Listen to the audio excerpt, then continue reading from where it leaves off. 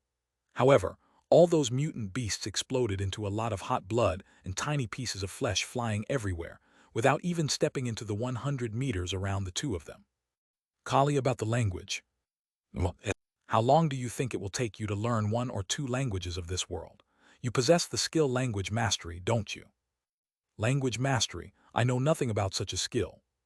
What do you mean? What do you mean by what do you mean? No, well, Lilith.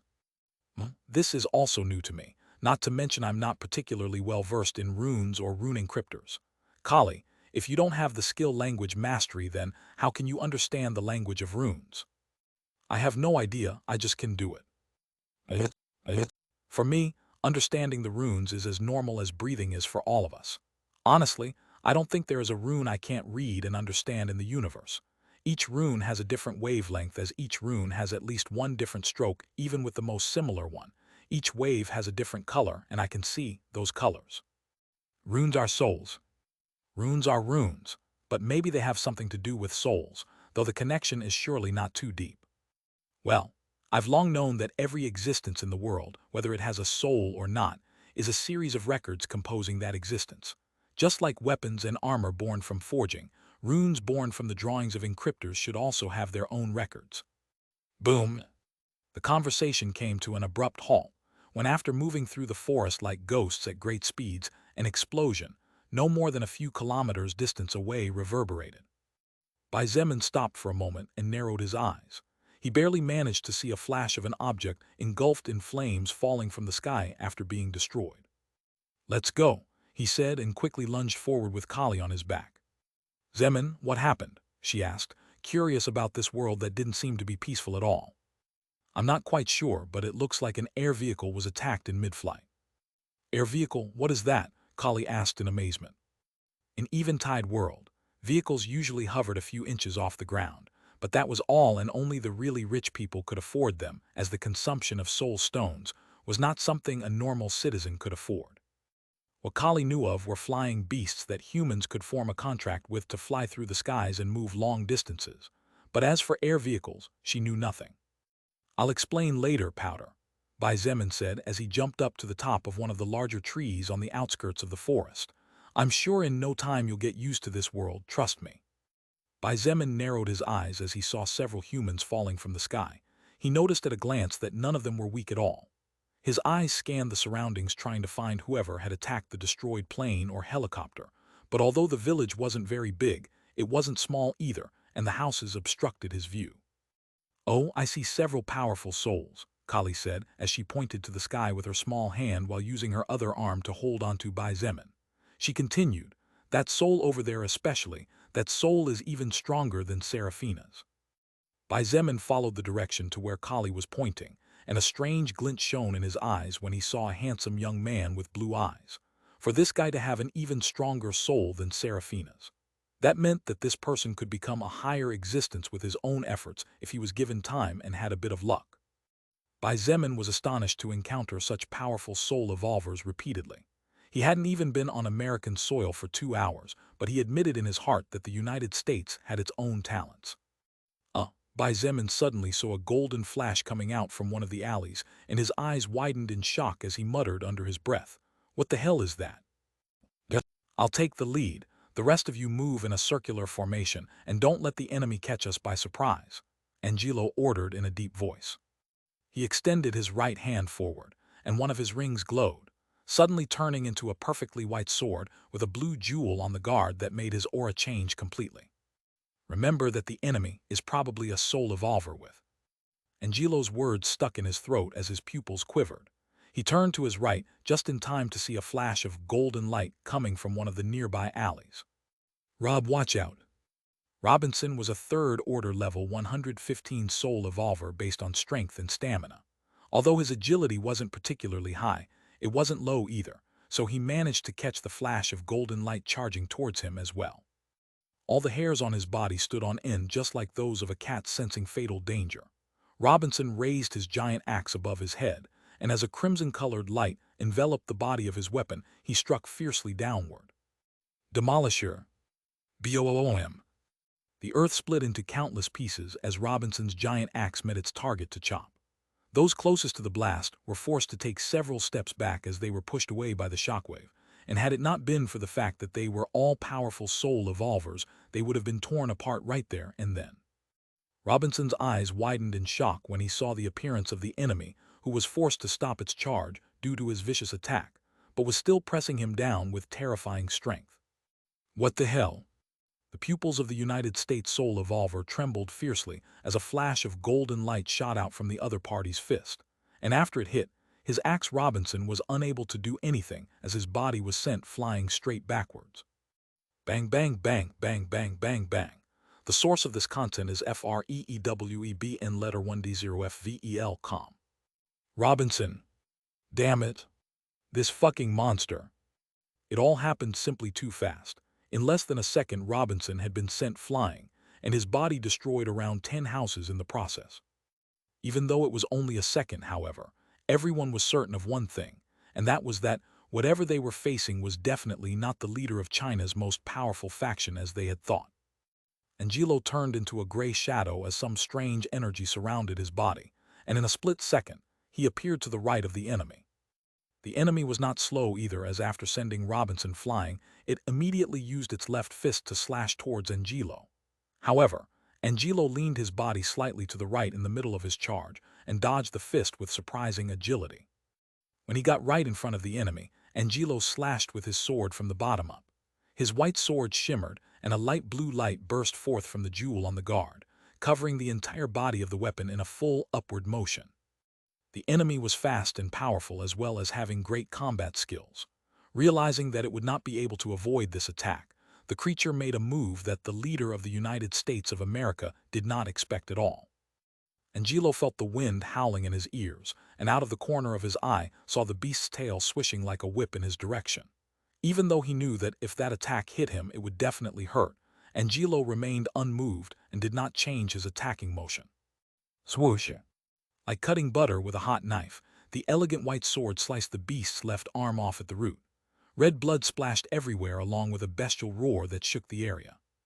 Just as Angelo was about to be hit, a golden barrier appeared an inch short of his body. BOOM!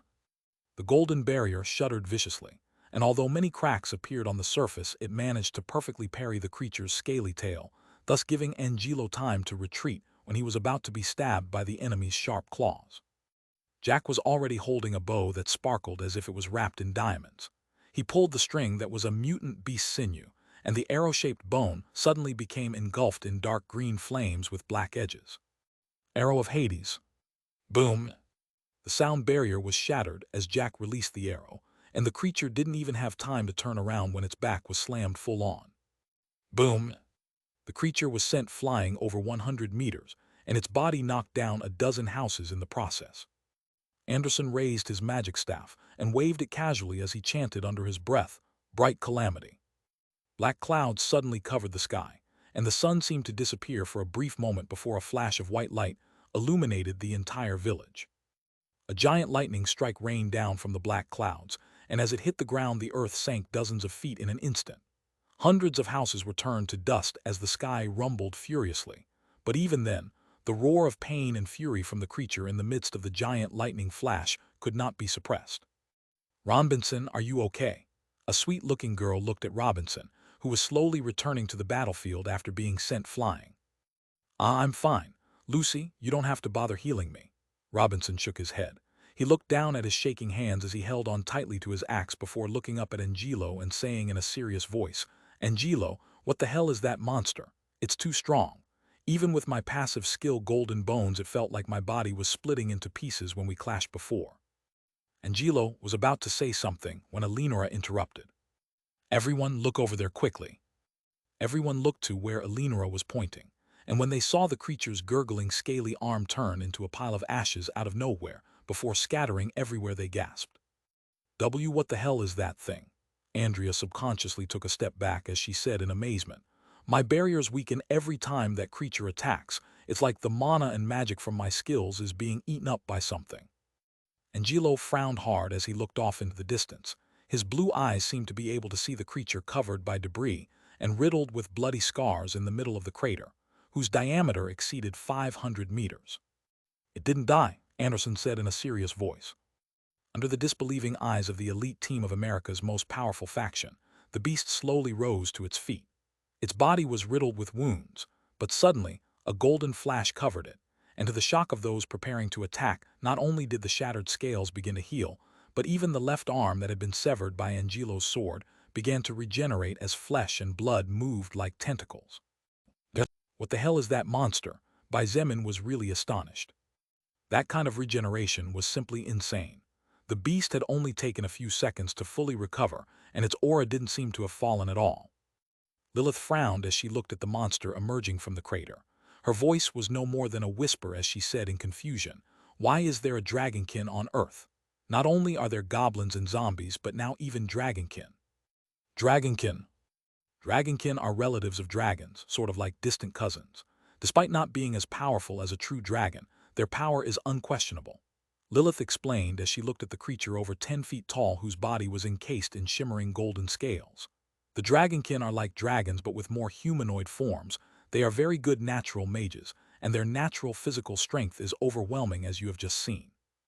Backslash backslash backslash backslash backslash backslash backslash. Really, thank you very much to all those who send gifts to the novel and support with valuable golden tickets. I hope we can all keep it up. 3. Chapter 906. Despair in the face of a seemingly immortal enemy. "What will you do? Will you kill the dragonkin and help the humans?" Lilith asked as she looked to the front. The battle was about to resume from where it had left off moments before.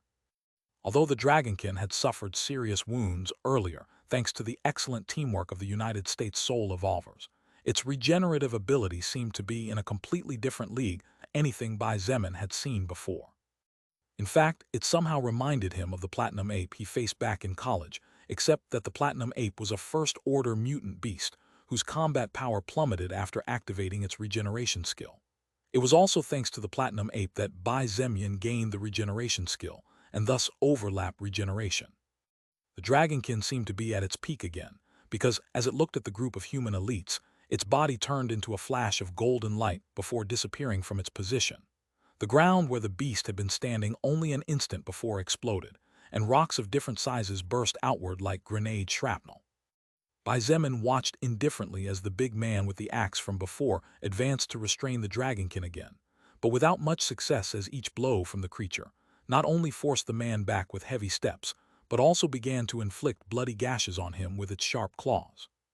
His eyes moved slightly to the small-bodied but very pretty girl that dressed like a witch as she pointed her magic staff at the man with the axe. A ray of slightly purple light shot out from the tip of the magic staff, and when the ray of light touched the body of the axe-wielding man, his wounds immediately disappeared, soon being replaced by other slashing wounds temporarily without too much weight. This group is composed of pure elites, probably not inferior to Shangyuan Bingzu's union with Chen He and the rest. Bai Zemin commented as he watched the group of 10 begin to expose their power, slowly overwhelming the dragonkin. He added, "Let's watch for now, no need to step forward yet. Let 1 or 2 die first, they'll feel more grateful that way." "You're quite arrogant, aren't you, my dear little guy? You just pointed out the leader of one of the most powerful factions in the world as equivalent to that silver-haired girl, but not your equivalent even though you both occupy the same position." Lilith chuckled before looking straight ahead with glistening eyes. She muttered, "Well, although that man is powerful and talented, he really lacks to stand next to you, especially your current self." Bai Zemin said nothing. His expression was indifferent as he watched the handsome man with blue eyes and black hair manage to inflict several wounds on the dragonkin. He was not an idiot, and although Bai Zemin was willing to admit that his country was not and never would be the only one with outstanding talents, he was also not willing to believe that the United States had soul evolvers of this caliber all over its land. Therefore, Bai Zemin correctly judged that the team in front of him was most likely the most powerful assault team in the American country, and the man whose sword seemed to be able to cut through everything was the one who led such a team. However, just as Lilith had just said, the leader of the American team did not have the qualifications to be put up as an equivalent of Bai Zemin. Even if Angelo had many powerful hidden trump cards, he would not be able to defeat Bai Zemin under the influence of 2 levels of the skill Blood Berserker's Wrath active along with the second activation God of War's partial possession, increasing his power to a simply disproportionate scale. Of course, my bullet is destined to make the entire universe tremble. Kali nodded very much in agreement with Lilith's words as she rested on Bai Zemin's back. Bai Zemin had appeared in her life when she had nothing. It was he who valued her eyes valueless and who promised to take her to see the top someday. For Kali, who never had anything and who had been deprived of even her memories, that she had someone so powerful as him admiring and praising her meant more than Bai Zemin probably realized. Lilith smiled slightly in response before her expression turned slightly serious.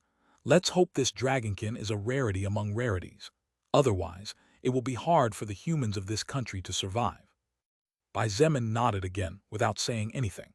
He could see with his own eyes the reason why Lilith said those words. The village had been reduced to nothing in a matter of minutes, and its disappearance was not as simple as disappearing, since even the smallest of debris had turned into dust, so there was no longer any trace at all that there had ever been human life in this part of the world. The whole area had become a giant hole.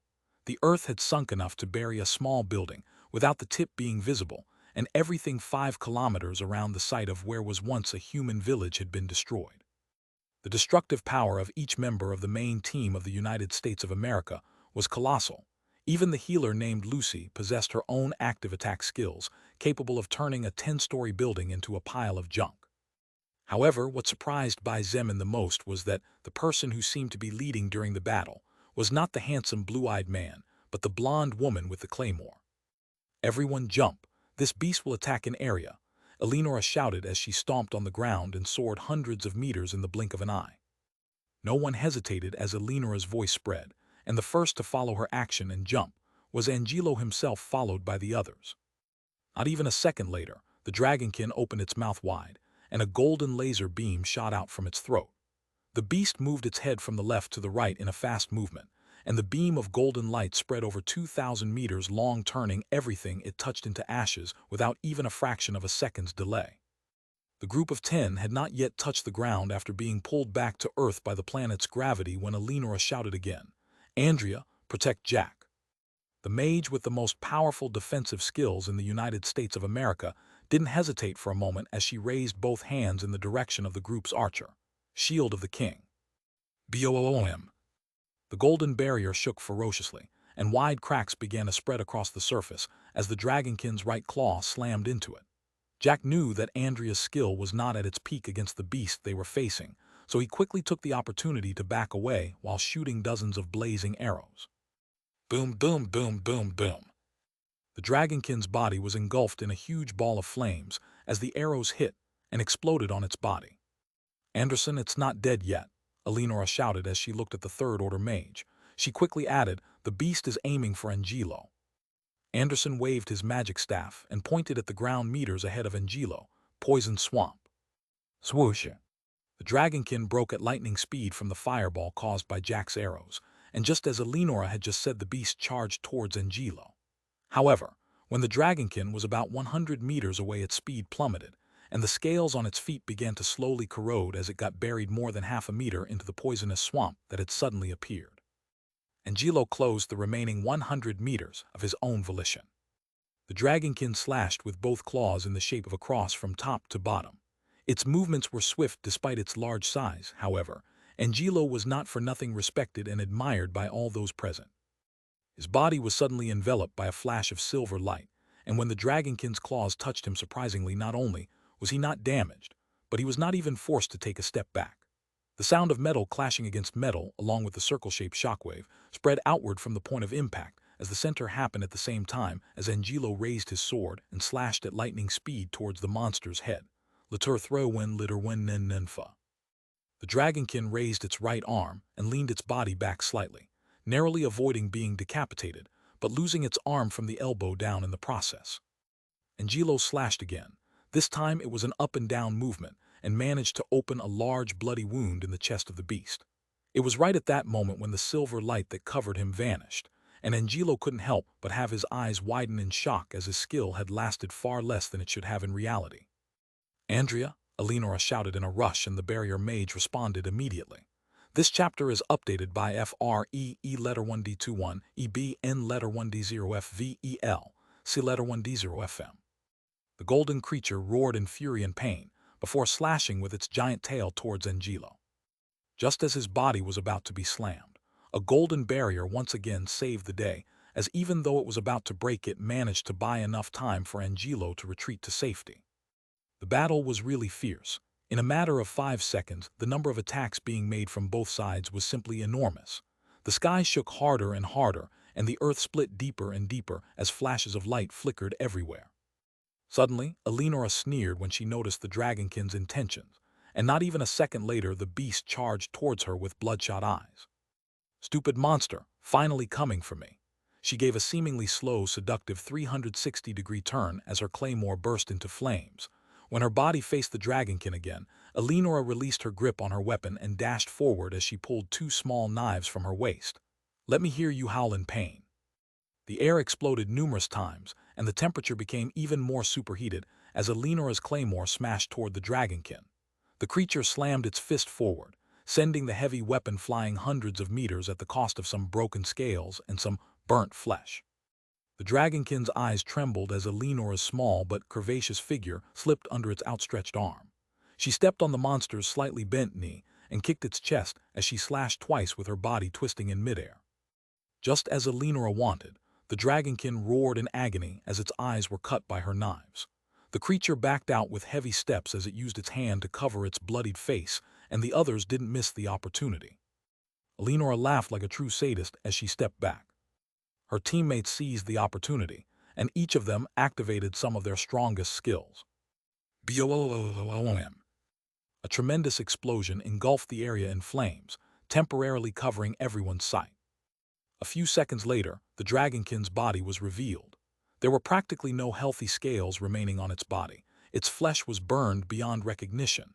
Its remaining arm had been blown off next to its left leg, and it was barely standing on its right foot.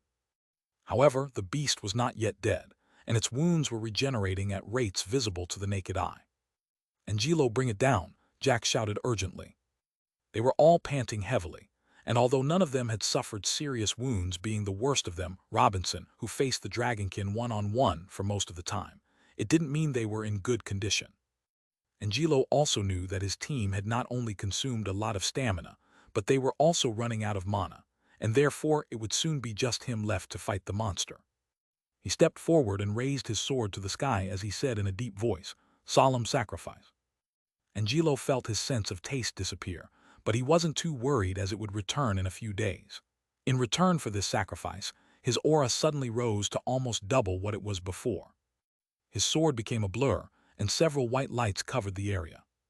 An instant after the attack was executed, Angelo's aura returned to normal, and for a few seconds the battlefield was silent, and even the wind stopped blowing. Soon, however, several white marks appeared all over the dragonkin's body, and moments later its body collapsed as its flesh split into what appeared to be at least several hundred of pieces. Seeing this, Robinson couldn't help but let go of his axe as he grunted in pain. "Thank goodness," Andrea sighed in relief. Lucy patted her chest as she sighed in relief as well. That monster was really strong. We probably couldn't have one if one of us was missing. Anderson nodded, and as he looked at his status window, he couldn't help but mutter, "Damn, I'll need to rest for a whole day to get all this mana back." Angelo lowered his sword and looked at Eleonora as he said with a slight smile, "Well, everyone did a good job, but Eleonora was the one who led us to victory.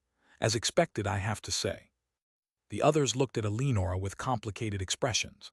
They all thanked her in low voices, but none of them really got too close.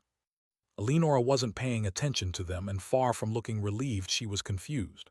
She frowned slightly and asked, perplexed, "Did any of you get the records from that beast?" "I got nothing." Her words were like a bomb exploding in everyone's heads since, for an instant, the brains of every member of the elite team went blank. They all looked at each other with wide eyes, trying to find anyone who had absorbed at least one record from the enemy. Angelo's face went pale as he turned abruptly, and when he looked at the chunks of flesh of the monster he had just cut glowing with golden light, his pupils contracted to the size of needles. "Guys, this monster is not dead yet." The hearts of everyone in the elite team seemed to stop for an instant as slowly something that none of them thought possible to feel, since they became this powerful, began to grow in their chests. The feeling of despair. Backslash, backslash, backslash, backslash, backslash, backslash, backslash. Really, thank you very much to all those who send gifts to the novel and support with valuable golden tickets. I hope we can all keep it up. 3. Chapter 907, Different Kinds of Faith, Part 1. Bai Zemin watched in disbelief from a distance as the shredded flesh fragments seemed to come to life. Countless strips of flesh stretched out from within and twisted in the air, in an extremely disgusting manner, like thousands of tentacles, which, after joining with the tentacles of another piece of flesh, began to bind each part and heal at simply mind-blowing speeds. Angelo showed that he was a capable leader when, despite the clearly abnormal situation, he gave the order that anyone in their right mind would give. He raised his sword to the sky while urgently shouting, "Everyone, attack the monster before it can regenerate. We can't let it get back on its feet no matter what." The 9 members of the elite team of the United States of America seemed to come out of the murky swamp they had fallen into thanks to Angelo's voice. Driven by the urgency of the situation in front of them, and by the fear that had begun to germinate in their hearts, none of them held back as they began to expend every point of mana and stamina to activate their most terrifying skills. Corruption of Defense, Chaos Arrow, Arcane Fire Burst, Decadence of Doom, Infernal Blitz. Some of them activated physical attack skills, capable of crushing anything hundreds of meters in front of them. Some of them activated magic attack skills, whose power was so terrifying that not even the mage who owned the skill was able to control the damage to nearby allies. Some of them activated skills capable of negatively affecting the enemy's power, thus decreasing some untrackable stats, and consequently boosting the effect that the allies' skills would have when hitting the enemy.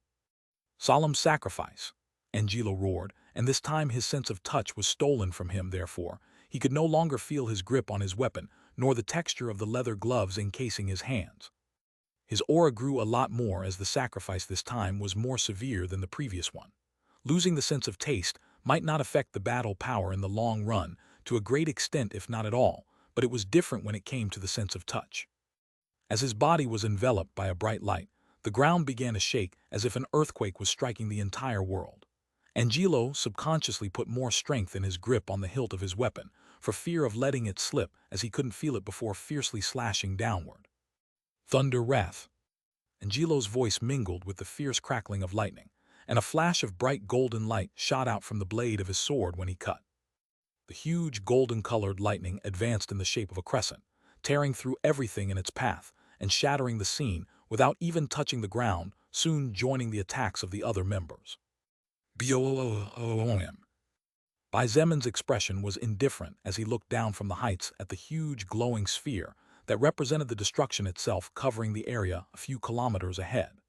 The shockwave spread to his position, causing the surrounding trees to explode, with the only exception in a wide radius being the tree he was standing on.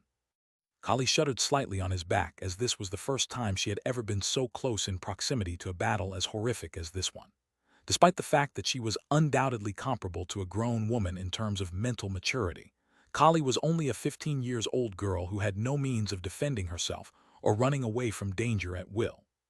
Feeling the girl's slight shudder on his back, Bai Zemin gently tightened his grip on her lower thigh as if to reassure her that nothing bad was going to happen to her with him present.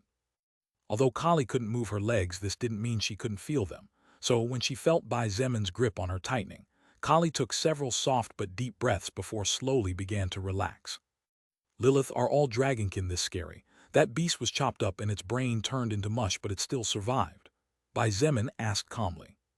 No, Lilith replied in a serious voice as she looked straight ahead. Her ruby-colored eyes sparkled in a strange way as she slowly said, Dragonkin are usually considered as failed dragons by the dragons themselves. This is because Dragonkin are usually born from the union between a dragon and another mutant creature. Of course, not due to copulation, but because another mutant creature that finds an abandoned dragon egg feeds it with its mana. I see. That way, the living being inside the egg will absorb records of the creature that fed the egg. Bai Zemin nodded. He was no stranger to this, as it was exactly the same as what happened during Bai Shilin's birth. Therefore, dragonkin are weaker than dragons, as there is almost no creature in the universe capable of comparing to the talent of dragons either in terms of magic or physique. However, like everything in this universe, exceptions do exist, and there is a small percentage chance that the creature which fed the dragonkin with its records is a creature with at least one outstanding skill, and if the dragonkin is lucky enough to get that skill. Lilith paused when she got to this point. However, she didn't need to continue, since Bai Zemin had already understood the message. Bai Zemin looked ahead as the huge sphere of destruction began to recede, and the shaking of the earth slowly calmed down. Looks like the United States is out of luck to think they would end up meeting this monster. Or maybe they are lucky. Kali clung tightly to Bai Zemin as she said in a clear voice, After all, you are here. Right, Bai Zemin nodded without saying too much. He had changed his mind after seeing the team in front of him fighting, and no longer had any intentions of letting them die stupidly. This was not due to Bai Zemin trying to play hero, but rather he was looking at the big picture on Earth. To everyone's good fortune, this dragonkin is somewhere around level 150. Lilith sighed in relief before frowning slightly and commenting under her breath, because if this beast was at the level of the lower existence called Argon, I'm afraid only you in your current state, along with the use of all your most powerful skills, could stop it. As for if the dragonkin were a fourth-order existence, all life on Earth would be at the dragonkin's mercy. No one would be able to stop it, not even Bai Zemin, whose current power was comparable to that of a fourth-order existence below level 430 if he used overlap regeneration in his current condition. Since we have a dragonkin present, does that mean there is at least one female dragon running loose in this world? Kali rationalized in an indifferent voice. It was as if she didn't care too much about dragons. Lilith sighed, and after a moment of hesitation she nodded. I would like to say that such a thing is not possible, but I'm afraid Earth is too abnormal. Although I can't be sure either, the odds of the existence of a dragon in this world are not zero. The only bright spot in all this is that, unlike goblins whose records are simple, the records of dragons are many times deeper. So even if any dragons were born during Earth's evolution, it's not very likely that there would be many. That's a real relief. Thank you for the information, Lilipedia. Lilith smiled bitterly at Bai Zemin's sarcastic tone of voice. She was perplexed by all this too, but there was nothing she could do about this. On the other hand, Bai Zemin narrowed his eyes and said in a low voice, I can't help but feel curious as to what kind of living being possesses a regenerative ability of this level. This isn't too far from immortality if you think about it carefully. Suddenly sensing something, Bai Zemin looked back over his shoulder, and his eyes flashed with a strange light as he muttered to himself, Is it her? The group of 10 from the United States of America stared intently as the sphere of destruction disappeared. All of them were panting heavily, being the only exception Angelo, whose stats were above his team's despite being stuck at level 100 for several months now, and Eleonora, who mainly played the role of general in this battle, so she still had stamina and mana to continue fighting. I can't take it anymore. The healer of the group collapsed onto her knees as her legs finally gave in to exhaustion. Jack's leather glove had torn, and his fingers with which he pulled his bowstring were bleeding incessantly. His face was slightly pale while his chest rose and fell heavily. Anderson was the paler of the two next to Andrea. The two looked at each other, and both understood that neither of them possessed enough mana for a battle of equivalent magnitude to the previous one. The combat had lasted only about 20 minutes at most, but during those 20 minutes, everyone had been in danger every second. Although the destructive power of each of the 10 was far above average, the activation of such destructive skills consumed too much mana, and wielding heavy weapons or moving at high speeds consumed more stamina than normal. The white light composed by the union of the 10's attack finally receded enough for Angelo and the others to see what was inside the huge crater that was easily 10 times the size of the previously destroyed village. However,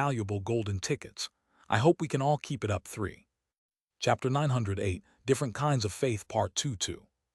Bai Zemin simply glanced for a moment at the elite team of the United States before looking at Alicia, who was just below the tree he was standing on. What are you doing here? I've already paid you for the information you gave me. You'll get nothing more from me. Alicia snapped out of her daze when she heard Bai Zemin's words. She looked up and said in a frightened but offended voice, Bai Zemin, I don't know how people behave in China, but at least here, not everyone acts on the basis of profit. Alicia had never in her life been as shocked and scared as she was now, except when the soul record changed the lives of all living beings on Earth.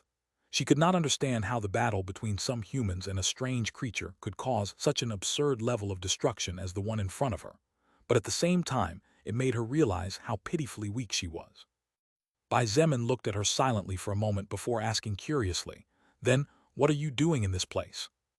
Alicia snorted and kept her eyes on him as she pointed towards the huge crater in the distance while saying in a deep voice, I came to get you, of course.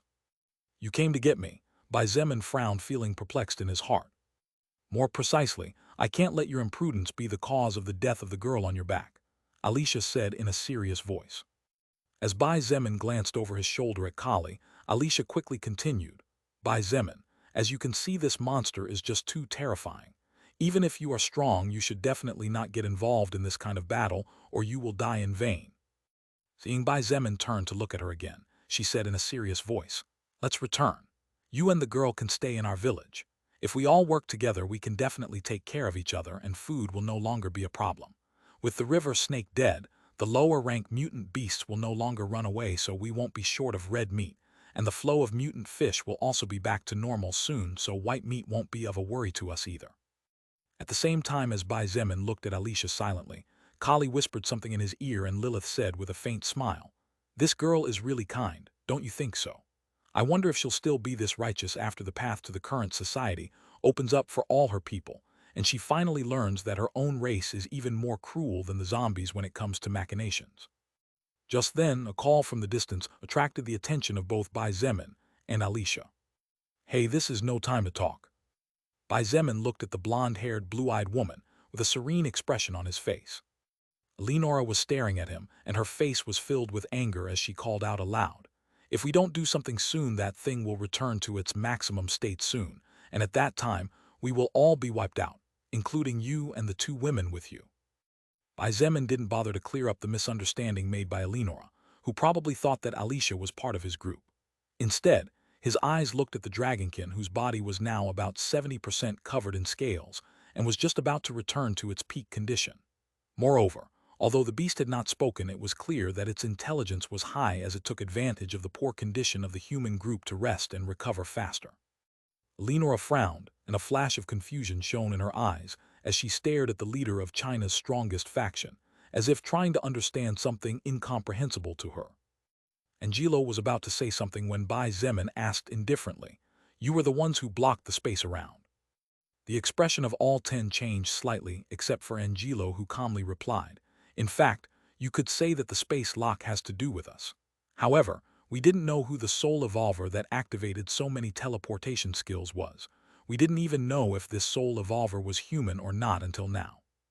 Bai Zemin looked at Angelo and said in a casual voice, "I have no idea who you are, but considering the power you have, you are most likely part of a major faction, presumably the strongest faction in a large part of the United States.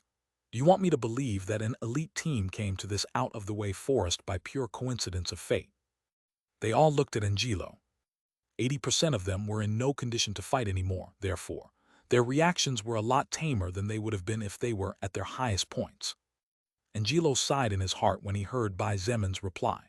It was clear that the young man in front of him had not reached his position simply by using brute force, but was very clever as well. Realizing that lying would most likely worsen the situation they were in, Angelo looked him in the eye and said in a firm voice, "We really didn't know who the soul evolver was. I didn't lie. However, it wasn't until a few seconds after all your teleportation skills were used that we were informed of your identity. That's why my team and myself, who were relatively close on a mission, headed here." Bai Zemin narrowed his eyes upon hearing this and said slowly, "Oh, for a team so strong such as yours to go out of their way all for the sake of coming to see me. Besides, that girl over there said my name before, but I don't remember having any American friends or acquaintances. How do you know about me and who are you?" Angelo looked at the dragonkin, who was 90% recovered, before turning his attention back to Bai Zemin. "My name is Angelo, leader of the United States of America. This is my trusted team. There are a few missing, but they are on other important assignments. Bai Zemin, because of the several nuclear launches that occurred in your country, we sent some people to try to find out what was happening, as this could concern our future security. That is the reason we know about you." Bai Zemin's pupils contracted to the size of needles and his whole body felt cold. He did not pay attention to Angelo's last words, but asked in a slightly trembling voice, What did you say? Several nuclear launches, wasn't it? Wasn't it just one launch?" Angelo and the others looked at each other in confusion. From the reaction Bai Zemin had just had, it seemed as if he really had no idea what was occurring in his own territory. However, was such a thing even possible? Angelo could not imagine how it could be possible for a leader not to know such important information. After a moment of silence, Angelo responded, "In fact, there were several nuclear launches from somewhere in the center of Beijing to an outer district. However, none of those missiles detonated for some strange reason." None of the missiles detonated. Bai Zemin was surprised before a great wave of relief filled him. Right, his faction had conquered numerous territories during this time. Everything was fine. Everything had to be fine.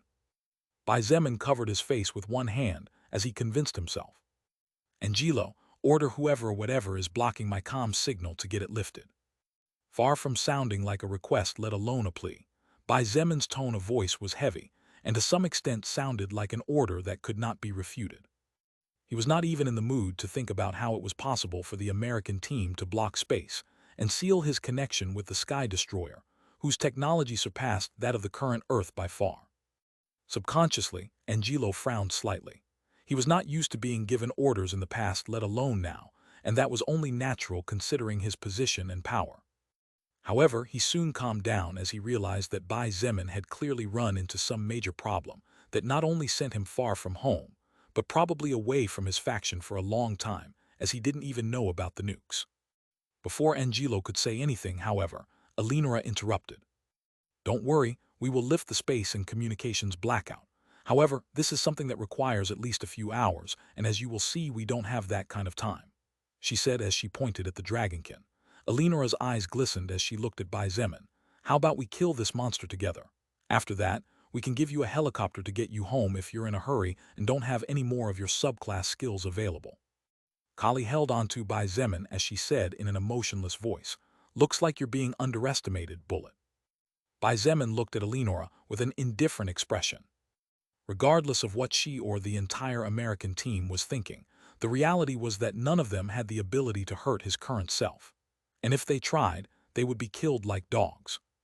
He took a step forward, and his body began to plummet from several hundred meters high. But thanks to the activation of the skill gravity manipulation, not only did he not destroy the ground, but Kali also did not have to endure any kind of backlash. Under the astonished eyes of the others, Bai Zemin waved his hand, and the magic wheelchair appeared before him. Ignoring everyone, Bai Zemin carefully put Kali on the seat. His movements were so delicate that even those who did not know him could easily judge that he really did care for the young, weak-looking girl. "Wait a moment, I'll finish this quickly," he whispered in a voice that only both of them could hear. Hurry up," Kali nodded. Elenora looked at Kali, and her unique skill mind reading showed her what the girl was thinking. In addition, thanks to Elenora's mind reading skill reading brainwaves, she had no trouble with stuff like the language barrier. Bai Zemin is usually quite generous, but after seeing him again after the battle against the demon lord, his mood hasn't been at the right point. I'm afraid something bad might have happened in his homeland. If these people are sensible, then everything will be fine, otherwise they will all be slaughtered. Although Elenora knew that it was natural for the little girl to think of Bai Zemin as a supreme existence, since she was with him in the same way that she thought of Angelo as the most powerful being of all, since they were both part of the same side. For some reason she felt that what the weak girl in the wheelchair was thinking were not thoughts of blind faith. This idea grew even more when her blue eyes looked into those red eyes that seemed to glow like a demon's as Bai Zemin approached. However, she dismissed it immediately and scoffed in her heart. "I will take a helicopter to return home just as this woman proposed." Bai Zemin looked at Angelo calmly and said in a cold voice, "If you're okay with that, then I'll give you a hand with this monster. Honestly, I don't have any desire to fight you guys, so I hope you'll cooperate. But if any of you want to fight later, then I want you to think twice. I will kill those who raise their weapons against me regardless of who they are." Angelo couldn't help but relax a little when he saw that the leader of the faction that was likely to take control of China soon seemed to be a person who could be reasoned with. He nodded. "That's great to hear. I don't wish to fight you either. We don't wish to antagonize your faction as well." Angelo looked at the dragonkin, who had finally fully recovered, and said in a serious voice, "If we do not learn to cooperate, I fear our race will soon face annihilation." The dragonkin roared, and with a mighty stomp dashed forward. It was clear that the beast had no intention of stopping now that it had fully recovered, and had no plans to give its enemies time to recover from their exhaustion. Elenora opened her mouth and was about to warn what the monster's thoughts were when a thunderous explosion caused the atmosphere to rumble and the earth to shake. Boom! Angelo's pupils contracted fiercely at the sight of the scene in front of him, while the other members of the elite team froze in shock. "While what?" Elenora stammered as she looked at the dragonkin collapsing to the ground with a loud bang. The upper half of the monster's body had exploded into billions of pieces to the point where the flesh had practically turned into a bloody mist, as each fragment was blasted apart, while the lower half shuddered on the ground due to its nerve endings. There was no battle or any kind of confrontation. In less than a second, the dragonkin that had terrified everyone had suddenly become a piece of junk. No one knew how or when, but Bai Zemin was no longer standing in front of Angelo, but was now standing right in front of the dragonkin's body.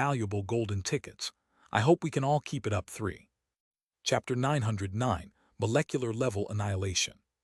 Bai Zemin completely ignored the reaction of the entire elite team of the United States of America. In fact, except for his earlier talk with Angelo, Bai Zemin did not bother with any other member of the team, since doing such a thing was not necessary at all. At all times, his focus was on the dragonkin, and now that the beast had been partially neutralized, his focus grew even more. Therefore, he had no time for anyone else. However, this thing is really something else, Bai Zemin muttered as he narrowed his eyes at the collapsed beast in front of him. Although he had already expected it after seeing the dragonkin's terrifying recovery rate, seeing it up close was a completely different matter than watching from thousands of meters of distance. The blood of the monster seemed to coagulate, forming thin strings that, like electric wires, joined other strings, and from those strings were born more strings that joined with others, giving birth to more strings. This process was repeated seemingly without end, which resulted in the union of hundreds of strings of blood giving birth to a new piece of flesh. Was this phenomenon occurring because the dragonkin's blood was special? Or perhaps it was a phenomenon that was the result of some passive skill? Whatever the answer, Bai Zemin was determined to at least find a trace. The first thing he did was naturally activate blood manipulation, and directly spent over 700 points of his total mana to send an attack to the dragonkin's root cells. The beast's body writhed, and although it naturally made no sound as the upper half of its body had been completely destroyed, it was clear that the dragonkin was definitely going through a great deal of suffering at that moment. After about a minute or so, Bai Zemin frowned slightly as he realized that, while the use of his blood manipulation skill greatly retrenched the monster's regeneration, in reality it didn't seem to be enough to completely stop it and truly kill it. In that case, Bai Zemin raised a hand towards the sky and activated blood manipulation again. The elite American team watched in surprise, as the monster's blood suddenly seemed to fight against the creature and slowly, but surely began to gather above Bai Zemin's extended hand. Andrea and the others exchanged glances in amazement. They all noticed the wariness in the eyes of each of their teammates and friends. This ability to control blood was truly terrifying. If Bai Zemin could control the blood inside the body of a living being in the midst of combat, didn't that mean that he could easily accelerate his own regeneration and slow down his enemies? In a full-scale war, this kind of skill would definitely be the nemesis of the enemy army. Angelo approached Eleonora as he watched what appeared to be large streams of blood surge from the beast's body and gather at a fixed point, hovering just above Bai Zemin's palm. "Eleonora, are you able to read his mind?" he whispered in a voice that only the two of them could hear. Although Angelo had no intention of antagonizing the leader of the Chinese faction at the moment, the future was certainly uncertain. Today's allies could be tomorrow's enemies, not to mention that Bai Zemin was not exactly an ally of the United States of America. Therefore, just in case, Angelo was trying to be cautious to protect himself, his loved ones, and his homeland. Eleonora looked at him as if offended by his question, earning a bitter smile from Angelo. She slowly turned and returned her attention to Bai Zemin as she said under her breath, "It's not that I can't read his mind, it's just," Angelo pursued as she stopped. Eleonora looked at Bai Zemin's profile, who seemed too focused on his task to even care about their existence, and her blue eyes flashed with complicated light as she said in a low voice, "His thoughts are currently a mess. Even now, while his expression is as indifferent as that of an emotionless puppet, his mind is filled with anger, sadness, and anxiety. It is extremely difficult to find a tidy picture of him. I can't even figure out what he is thinking about the monster. The only useful information I could get was from the little girl in the wheelchair. It seems that Bai Zemin clashed against some demon lord or something." Angelo looked at Bai Zemin in silence as he listened to Eleonora's words. After about half a minute, he nodded slowly and said quietly, "I understand. Forget it then." Eleonora and Angelo looked at Bai Zemin. Both couldn't help but wonder in their hearts what could have happened to turn the mind of someone so powerful into a messy disaster. Of course, Bai Zemin had no idea that Eleonora could read his mind. After all, mind reading was not a spiritual attack at all. He drained practically all of the dragonkin's blood, and when he felt as if it wanted to get out of his control, what he did was store it all in his liquid storage pearl, thus completely severing any connection that might remain between the blood and the monster. After that, Bai Zemin drained all of the beast's remaining blood and put it back into storage before standing silently staring at the dragonkin's dried body. Angelo was in no hurry, just like the rest of his team. They were all gradually recovering, so as long as the dragonkin was under control, it was already a good thing for them. In fact, they preferred it this way. After all, the more time they had to rest, the stronger they would be for when whatever had to happen between the dragonkin and Bai Zemin occurred. To Bai Zemin's surprise, after about 5 minutes, the dragonkin began to shimmer, and even though the blood he had taken from it was still inside the pearl, a new surge of blood began to appear in the creature's body, and only 2 minutes later the beast began to regenerate once again. Bai Zemin tried several things, such as using the power of the endless blue lotus flame to turn every part of the beast's body into ashes. However, the ashes that scattered in the wind disappeared, and to everyone's disbelief, including Bai Zemin himself, the beast regenerated again seemingly out of nowhere. What the hell is this monster? Bai Zemin frowned, and a glint of frustration flashed in his eyes. This is the first time I've seen something like this in my entire life. Lilith was also dumbfounded. She watched as the dragonkin's body gradually formed again and said in disbelief, "You literally turned its existence into ashes, but it's still regenerating even though the brain was incinerated along with the whole body." Bai Zemin suddenly lit up when he heard Lilith's words. His eyes flashed strangely as he watched the dragonkin's body regenerate when a thought popped into his head. He looked at Angelo and calmly said, "Tell the barrier girl to raise the strongest barrier she can to protect you all." Angelo was confused but didn't hesitate to nod. He looked at Andre and said in an apologetic voice, "I know you are still far from recovering, but let's make one last effort." Andre nodded and was about to raise a front barrier when Bai Zemin's voice interrupted her. "Raise the barrier to the sky, don't do it facing the horizon." Andrea was a beautiful woman with brown hair and brown eyes. She felt the corner of her mouth trembling when she heard Bai Zemin giving her orders, but finally decided to do as he said and raised her barrier facing the sky. Bai Zemin looked at Eleonora, but seeing that she was looking at him defiantly, he ignored her and turned his attention back to the dragonkin instead of advising her to hide under the barrier. When the dragonkin's body had regenerated to neck height, Bai Zemin grabbed the beast with both hands and easily lifted its massive body off the ground. Everyone looked at him in bewilderment as he grabbed onto the monster's right arm, and after a full twist, Bai Zemin growled under his breath before ferociously throwing the dragonkin's body into the sky. The several meters tall body of the beast turned into something similar to a cannonball. The air exploded numerous times, and the sound barrier shattered as Bai Zemin launched the beast skyward without holding back at all. Just when everyone was wondering what he was doing, since a fall would definitely not be enough to kill the beast, a trail of red blood danced around his gauntlet, and in a few seconds, a trident about 2 meters long took shape. Lilith's eyes flashed with disbelief as she saw the crimson flame blazing around the trident. She couldn't help but ask, "Zemin, don't tell me you're going to use that skill in this place." "I'll restrain myself, don't worry. That's why I'm using my crimson flame and not the endless blue lotus flame," Bai Zemin replied as he raised the flaming trident to shoulder height. "What?" Angelo and Eleonora thought Bai Zemin was talking to them, so they both asked the same question at the same time. Restrain himself? What was this person talking about? No, no, no. This isn't about holding back or not. Lilith looked at him in shock and said quickly, "Are you sure Earth's space barrier will be able to handle that skill? Besides, I don't think it's necessary to be so extreme, don't you think?"